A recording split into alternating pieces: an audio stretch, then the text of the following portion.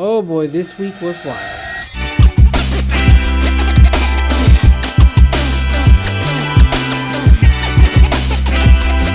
So it's Tuesday.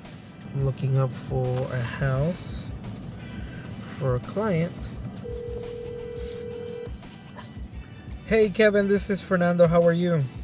I'm fine. Every time I show a property, I typically call the listing agent just out of practice because we need to know everything we can going into this house so we can structure the offer properly. I need to know if they need to move right away or if they need time to find another place, and also figure out what are the things that are most important for them. You'd be surprised on how many times the sellers don't actually pick the highest offer. They typically pick the offer that just makes the most sense for them. The house is available. They have no offers on it. I remember every word you said. So it is closing day, which means we have a closing today. One of our awesome clients is getting the house that she deserves. You just bought a house. I did. How does it feel? Second house with you. I know. Loyal client. Yes. I'm a returning client. Returning client. Returning. And this is Thomas, the guy that made it happen, the lender. What do I want to say other than always congratulations to our well-deserving buyer, who is an amazing client, and always a pleasure to come out and join the festivities of closing day. Seeing all the papers get signed and the keys exchange hands, like this is kind of a nice exclamation point on every real estate transaction. No, I just want to say thank you to Thomas and Fernando. Y'all are so easy to work with. Smooth process. We closed in, what was it? We 2 weeks? 2.5 weeks? 2.5 weeks? It was. Yeah. I think so. Yeah. That's how smooth it was, yeah. Or maybe I was just such a great client, you know, that I made it easy. You did.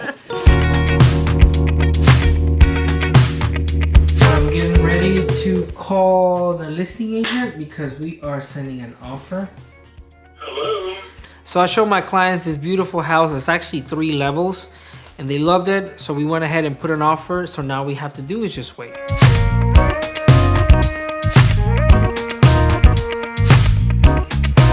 So I get a call from the listing agent and he tells me that the seller doesn't want to counter and that the seller wants to wait because they have an open house this weekend, that they don't want to accept an offer right now. Now that their offer got rejected and we weren't able to get a counter offer, we just have to keep looking at more property.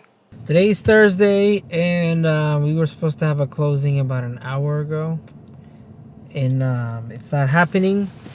So yeah, the buyer decided not to buy the house anymore, which it's only happened to me a few times in my career where the buyer just changes their mind, and this is this is very strange. You know, as much as it sucks, I completely understand because buying a house is a big financial decision, and sometimes it doesn't make sense for some people. Yeah, I got what you want. Give me all of your love, 'cause it's burning hot. All right, so this is my listing. I have a townhouse in Kennesaw that came back on the market last week. We had a buyer terminate. They changed their mind and they're wanting to buy something else now. So we have a few showings scheduled and we want to make sure everything's good. The house is looking good. Last now, I always get mine. Don't play with me. Do you want it? Can't feel it. No, can't handle it. So we're spraying this around the house, which is a good scent. It's the Hawaiian scent from Great Value. That's what we're using. I've never been to Hawaii, but I'm sure it smells as wonderful as this.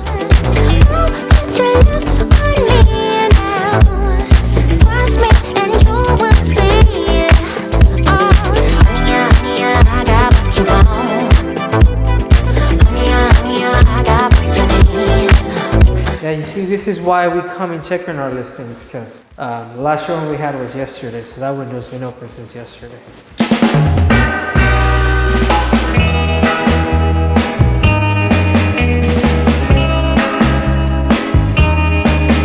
So where we're at, so we're technically 2 houses behind, which means we have to put 4 houses under contract this week. Can we get 4 under contract? that is a big possibility. If we get an offer on this townhouse, we got some showing scheduled this weekend. So get that one under contract, the one that we listed as well, have another one under contract, and then 2 more buyers, which we can. I'm submitting an offer for 1 tonight, and then I'm gonna show a different one tomorrow morning. Could have 4 by Sunday. So this is a nice gazebo. If you need to just hang out, or maybe if you have a girlfriend you need to propose to, or your significant other, just have a nice place to hang out. This park is a huge selling feature in this neighborhood. This is massive.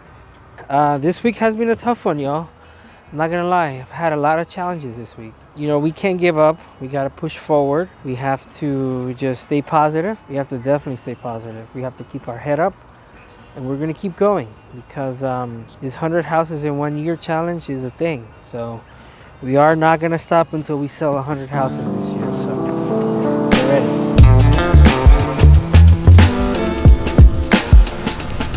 So I have a listing in Lithia Springs. It's a 1-story, 3-bedroom, 2-bath house with a large lot in Lithia Springs that I have for sale. So we're hosting another open house this week, and we have to put up the signs. So we gotta put up this sign right here. And when I mean, like, yeah, this is what we have to do, y'all. So this is what we do. Of course, I had to pick this one spot. There's a giant rock. Okay. All right. So sign is up.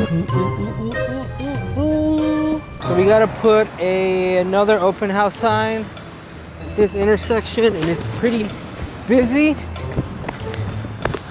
Whew. All right. All right. Sign is up. Now we cross the street. Y'all, that's what we have to do, y'all. Whew. All right. Oh.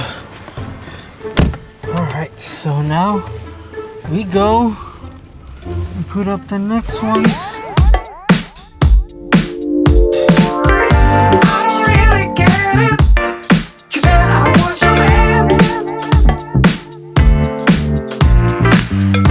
So this week was tough. We didn't put any houses under contract, but we did a lot of lead generation. We got next week full of appointments. We have a few listing appointments, and we have a few buyer consultations. So even though the numbers were down this week, we up on business, baby. So we gonna make up for it. So next week we have to put 6 houses under contract, which is insane. I know for a fact that goes to sleep.